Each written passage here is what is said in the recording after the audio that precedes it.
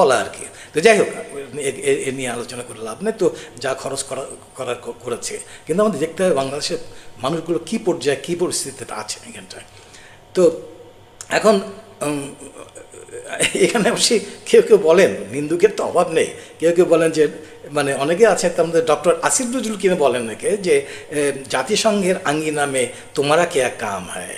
তো এই জিনিসটা অনেকে বলেন, অর্থাৎ এই আসিফ নজরুল উনি নাকি বলেছেন আমি যদি মন্ত্রী হতে পারতাম এক সময় তাহলে আমি কি এই অনেক কিছু করতাম ইত্যাদি ইত্যাদি। কী করলেন তো সেটা নিয়ে তো মানুষ দেখছে, বলছে, বুঝতে পারছে।